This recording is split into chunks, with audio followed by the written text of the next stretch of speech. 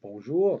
La deuxième partie de la leçon résistance électrique. Donc, on va essayer de voir pour cette deuxième partie quelle est la signification des couleurs existence ou il y a placées sur un conducteur ohmique. La première partie qu'on a vue ensemble la dernière fois, donc ça concerne la notion de résistance.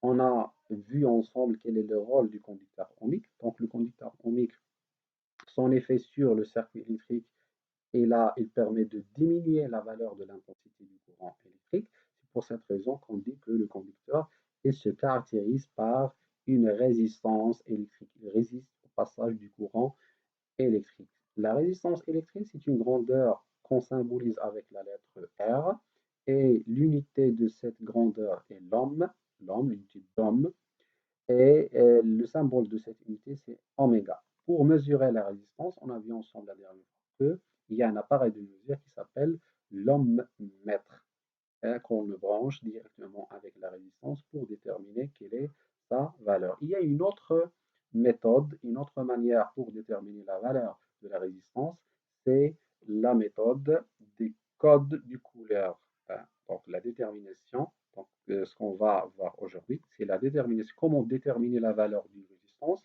seulement par le code des couleurs. Par quoi?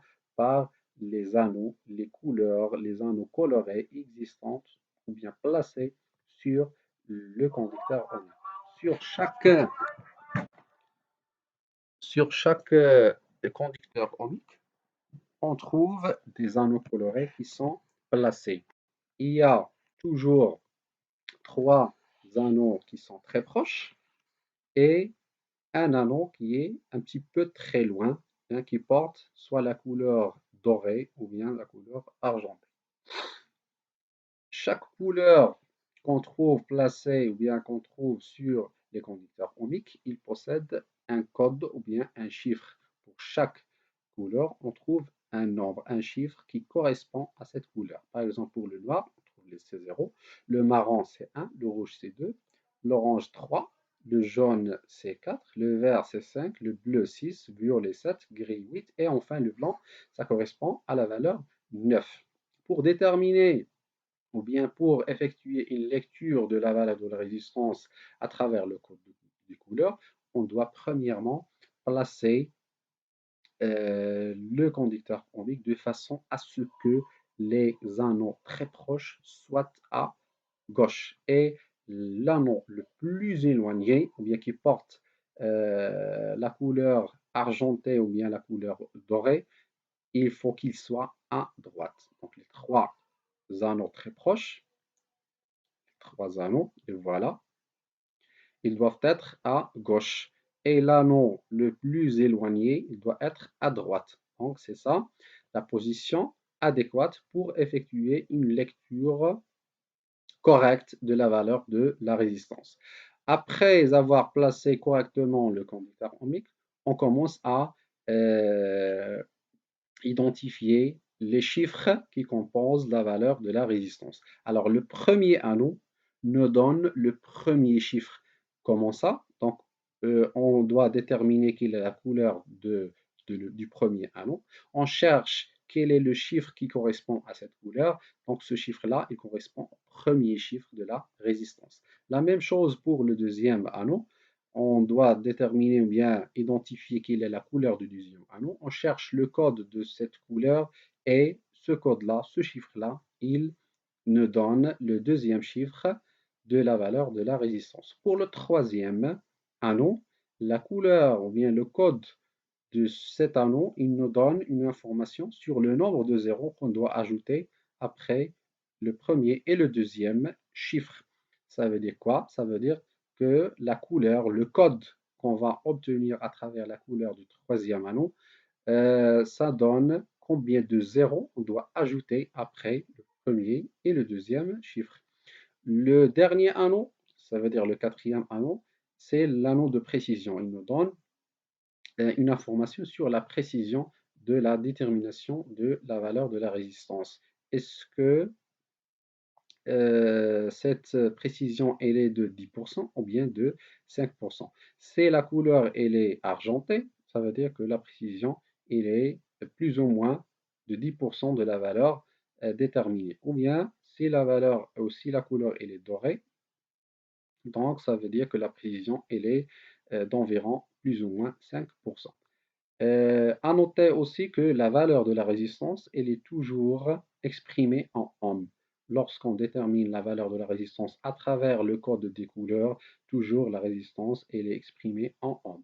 Donc on va prendre un exemple pour bien comprendre la méthode, comment on procède pour déterminer la valeur de la résistance avec une bonne manière. Alors voilà un exemple, voilà le conducteur ohmique. Il est placé de façon à ce que les trois anneaux ils sont placés à gauche et le quatrième, le plus loin, il est placé à droite.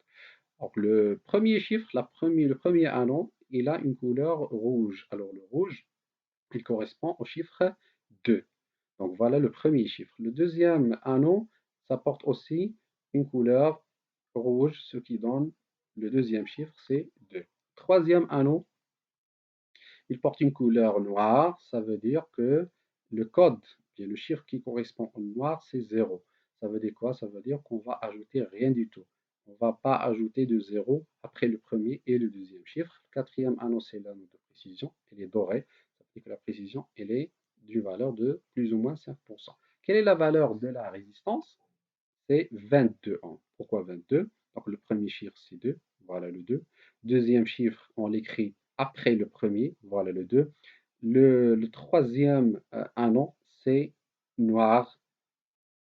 Le code correspondant au noir, c'est 0. Ça veut dire qu'on doit ajouter rien du tout. Pas de 0 après le premier et le deuxième chiffre. Deuxième exemple, voilà notre conducteur ohmique. Premier anneau porte une couleur marron. Le marron correspond au code 1. Deuxième anneau, c'est noir. Noir correspond au 0. Troisième anneau, c'est orange. Et l'orange correspond au code de 3. Précision, c'est 5%, plus ou moins 5%. Quelle est la valeur de la résistance de ce conducteur? C'est 10 000 ohms. Pourquoi 10 000 ohms? Donc le premier chiffre, le voilà, on l'écrit. Deuxième chiffre, c'est 0. On l'écrit aussi après le premier. Voilà le 0. Et comme le troisième anneau il est orange, l'orange correspond à 3. Donc on doit ajouter combien de zéros? C'est 3 zéros. Voilà le premier, le deuxième et le troisième. Ce qui donne une valeur de 10 000 ohms. On peut convertir notamment cette valeur en kilo-ohms, ce qui donne la valeur de 10 kilo-ohms. En précisant que le kilo-ohm, 1 kilo-ohm, ça donne 1000. Alors, comme il y a 10 000 ohms, ça donne 10 kilo-ohms. On va prendre d'autres exemples pour bien comprendre comment on détermine. Voilà trois autres exemples. Le premier, on va prendre le premier. Alors, la première, ou bien le premier anneau, c'est en vert. Le vert, ça correspond au code 5. Deuxième anneau, c'est en marron, ça donne la valeur 1. Et le troisième anneau, c'est en rouge. Le rouge correspond au code 2, au chiffre 2. Ça veut dire qu'on doit ajouter combien de zéros? C'est 2 zéros. Voilà le premier zéro. Voilà le deuxième zéro. Pour le deuxième conducteur ohmique, voilà, on a le premier anneau, c'est en jaune. Le jaune correspond à la valeur 4. Deuxième, c'est bleu. Bleu, c'est la valeur 6. Troisième, c'est noir. Et le noir, ça signifie qu'on doit ajouter rien du tout. C'est 0, 0. Ça veut dire qu'on ajoute rien du tout. Troisième conducteur ohmique, vert, c'est 5.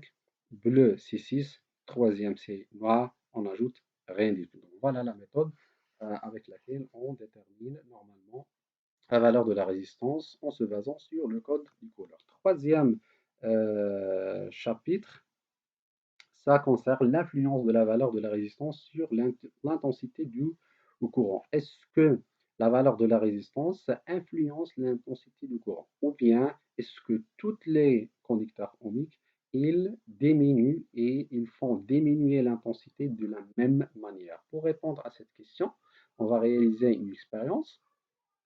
Au lieu d'utiliser un seul conducteur, on va changer ou bien utiliser trois conducteurs ohmiques qui se caractérisent par trois résistances. Le premier, il a une résistance de 18 ohms, deuxième, c'est 26, et le troisième, c'est 216. Alors, dans chaque circuit, on va ajouter un conducteur ohmique qui possède une résistance différente de l'autre. Voilà le premier, deuxième et troisième. Alors regardez bien l'expérience. Donc voilà, ici on a le circuit qui contient un générateur, une lampe et un ampèremètre pour mesurer l'intensité du courant. Donc, avant d'ajouter n'importe quel conducteur, la valeur de l'intensité, c'est 0,22 ampères. Voilà. Donc R0, ça veut dire qu'il n'y a pas de résistance dans le circuit. Donc c'est la valeur de l'intensité 0,22. On va ajouter trois résistances. Première, deuxième et troisième. Ou bien trois conducteurs ohmiques. Voilà les conducteurs ohmiques. Voilà. Premièrement, on va placer le premier conducteur qui possède une résistance égale à 18 ohms. 18 ohms. Donc voilà le conducteur qui possède R1, la première valeur de résistance 18 ohms. On va le brancher en série. Hein, il doit former une seule boucle. Donc, vous voyez une seule boucle. Regardez, il a diminué la valeur de l'intensité. Il a été de 0,22 et il devient seulement 0,14. On va substituer la résistance, le premier conducteur, par un autre conducteur. On le remplace par le deuxième, qui possède une résistance plus grande. La valeur de la résistance du deuxième conducteur, c'est 26 ohms. Voilà le deuxième. On va regarder quelle est la valeur de l'intensité obtenue.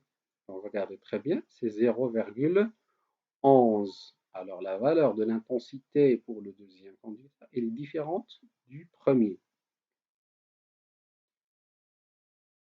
Donc, voilà, la valeur de la résistance, elle est plus importante et l'intensité, elle a diminué. Elle a encore diminué. On va ajouter le troisième et voir combien on va avoir. Donc, voilà le troisième qui possède 216 ohms. Combien l'intensité on obtient? C'est 0,02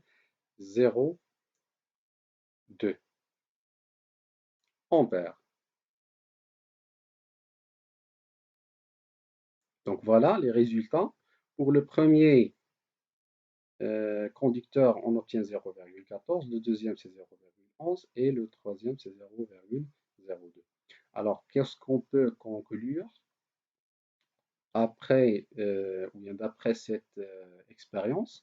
Que plus la valeur de la résistance augmente, plus la valeur de l'intensité du courant électrique diminue et le contraire aussi. Plus la valeur de la résistance diminue, plus la valeur de l'intensité augmente.